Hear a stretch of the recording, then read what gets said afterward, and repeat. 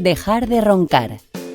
El ronquido es una disfunción del aparato respiratorio durante la noche que consiste en una vibración, no solo del paladar blando y de la úvula, que es el que habitualmente se cree, sino que es una vibración en conjunto de la vía respiratoria alta y que se produce aproximadamente entre los hombres, en un 40% de la población, y en las mujeres algo menos, alrededor del 25-28%. El ronquido se produce por mala suerte, podríamos decir.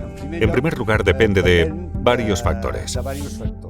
Depende básicamente de la estructura anatómica del cuello y de la vía aérea superior.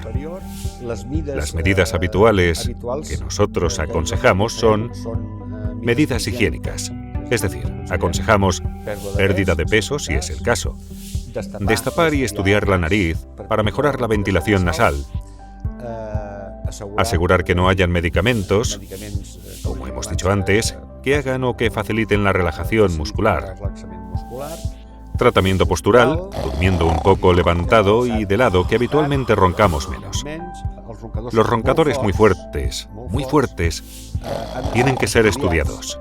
No como roncadores, no solo como roncadores, sino tienen que ser estudiados como personas probablemente portadoras de un síndrome de sleep apnea. Si no se trata de un paciente que tenga sleep apnea y es un roncador simple, como que acabamos de decir que la ronquera por sí sola puede desarrollar, está ligada fuertemente a hipertensión arterial y a las consecuencias de la hipertensión arterial, que son angina de pecho, embolia cerebral, etc., es necesario un estudio mínimo para saber qué trascendencia puede tener.